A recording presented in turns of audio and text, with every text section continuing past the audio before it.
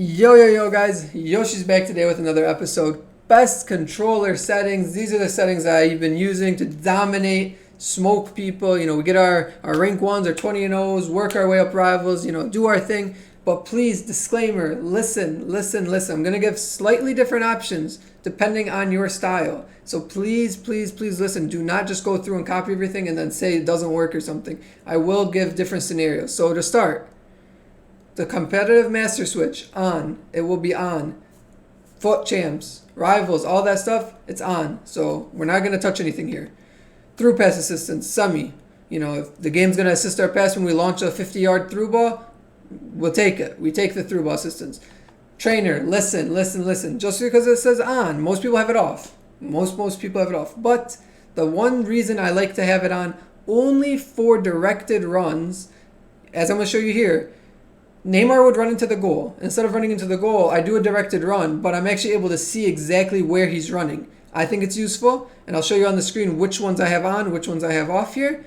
I also use the passing on. This is because, in my opinion, the passing on the game, when I aim somewhere, sometimes it doesn't go where I aim, and that way I can say, oh, all right, well, EA just did me there. But in other cases, if I actually am the one making the mistake, you can quickly adjust it. But at the very least, turn on directed runs and everything else off. That's what I would do. On to the next one, time finishing.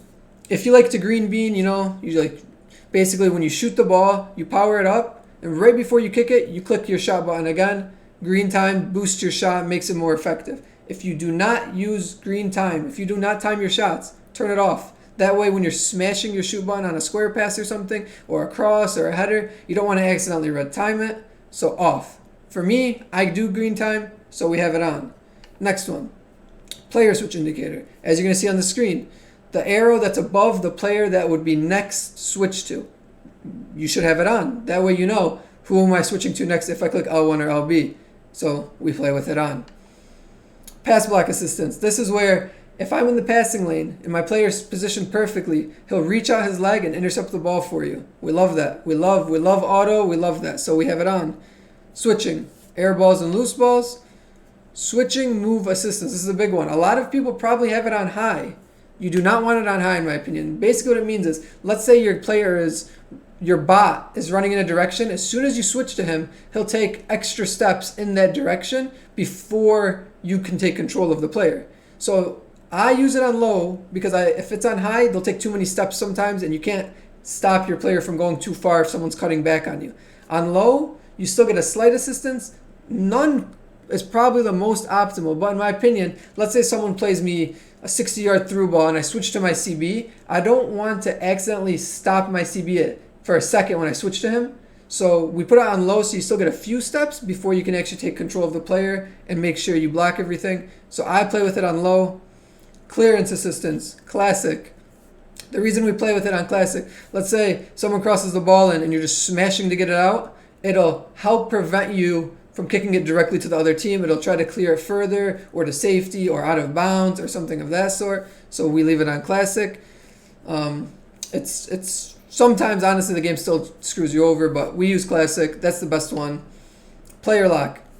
Click both your sticks in. You can make an off-the-ball run. You can bait an off-the-ball run. It's a very effective way of attacking. In my opinion, if you never use the player lock function, never ever use it, just turn it off. That way you don't accidentally activate it and mess yourself up. But if you do use it, or if you want to learn how to use it, I use it on. It's very helpful in certain situations. Icon switching. I'm going to show you on the screen what it looks like. In my opinion, it's pointless. Why would I want to? Basically, you click your joystick and then you flick it to the player on the screen out of the 4 options. But why? We don't want an extra click. We just want to flick it directly to who we want. So off. Icon switching off. This is the biggest one. They came out with a new adaptive right stick player switching. It makes your game lag. Turn it off. It's terrible. And it's slow. We use classic. As soon as I flick my stick, it goes directly to the player that I aim at. Whereas adaptive, let's say I want to switch from, say, my right back to my left back, I would just hold my joystick in the direction and it'll skip past my CBs and then eventually lock onto the left back. Whereas on classic, you might have to flick it multiple times. But in my opinion, I'm never making a player switch like that anyways, but I want to switch between my DMs or CB to DM quickly or something like that. One flick. I don't want to hold it. I don't want my game to lag. I don't like any of that. Classic is the best. Use classic. Player relative versus ball relative. Player relative is easier to me, especially if you're someone that manually presses. In my head, ball relative, if the ball's always moving, it's going to keep changing how I would have to move my stick. Player relative, literally just my players are always positioning in the same spot, like, all the time. So it's just the same easy right stick switch where I'm standing versus where the player that I want to go to. That's all I have to worry about. I don't have to worry about where the ball is going. Player relative is the best in my opinion. Ground pass assistance, assisted, shot, assisted, cross, assisted, lob pass, assisted.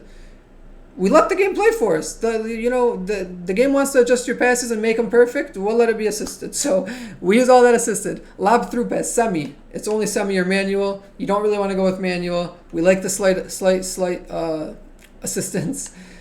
Saving, we're not playing goalie, so we just leave it unassisted anyways. Analog sprint.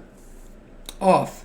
Basically what this means is, off means your player will go 100% as soon as you click the sprint button. If you turn it on, then your player is going to gradually speed up depending on how hard you're holding your sprint button down. So when I turn and I'm running down the line or running from a breakaway, I just want to go 100%. I don't want to gradually build up my speed. I just want to go 0 to 100 right away. So we use it off. Pass receiver lock. Late is the best. The reason late is the best, imagine you're making a pass. Somebody's in the passing lane and about to intercept your pass where you were aimed. You can adjust the pass before your player kicks it. That way it doesn't get intercepted. If you put it on some of these other settings, start or power up, essentially that means earlier. If you aim and you already make the pass, you can't fix it. You just got to watch your player pass it into the other guy. Late, you can adjust it. So, late pass receiver lock. That's all for the settings.